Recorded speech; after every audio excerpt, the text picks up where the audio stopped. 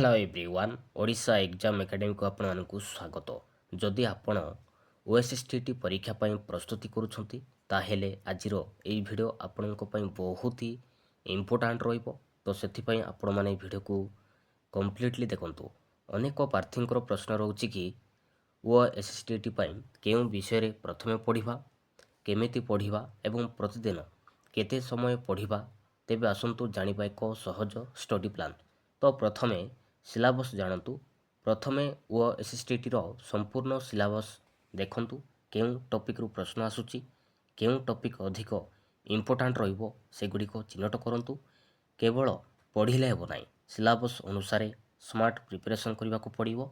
द्वितीय रे पेडागोजी को अधिक गुरुत्व दियंतु, काहे कि ना ओएसएसटीटी रे पेडागोजी रे एक गुरुत्वपूर्ण सेक्शन। तेणु child development, learning teaching methods, assessment भली टॉपिक को भलो भाबरे पढ़ंतु।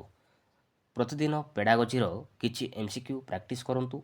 तृतीय रे लैंग्वेज पई अलगा समय दियंतु, कारण ओडिया एवं इंग्लिश लैंग्वेज पई ग्रामर, कॉम्प्रिहेंशन, वोकाबुलरी व बेसिक कांसेप्ट उपरे प्रस्तुति करंतु।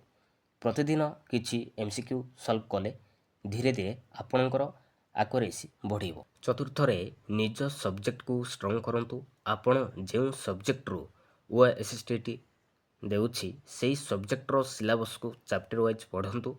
प्रथमे कांसेप्ट क्लियर करंतु, तापरे एमसीक्यू प्रैक्टिस करंतु एवं प्रीवियस ईयर क्वेश्चन गुडी को प्रैक्टिस करंतु।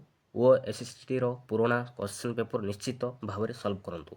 यह द्वारा केउ टाइप रो क्वेश्चन आसुछि एवं केउ टॉपिक रे आपणकर वीकनेस रहिछि ता जणा पड़िबो। एवं डेली स्टडी रूटीन करंतु। जदि आपण प्रतिदिन 4-5 घंटा पढ़ी पारुछंती तेबे समय को एभली बांटी पारिबे, जेमति कि 1 घंटा पेडागोजी पई, 1 घंटा लैंग्वेज पई, 2 घंटा मेन सब्जेक्ट पई, 1 घंटा एमसीक्यू प्रीवियस ईयर क्वेश्चन पई। पढ़िबा समय रे मोबाइल दूर रे रखंतु एवं प्रतिदिन रो टारगेट सेही दिन ही कंप्लीट करबा को चेष्टा करंतु। शेष रे आपनको गोटे कथा कहबी, ओएसएसटीटी पई केवल अधिक समय पढ़िबा जरूरी नुहे, नियमित भाव में सठिक टॉपिक पढ़िबा एवं एमसीक्यू प्रैक्टिस करबा ही सबुठारु जरूरी। आज ठारु निजर स्टडी रूटीन तैयारी करंतु एवं प्रतिदिन अल्प अल्प करी प्रिपरेशन करंतु।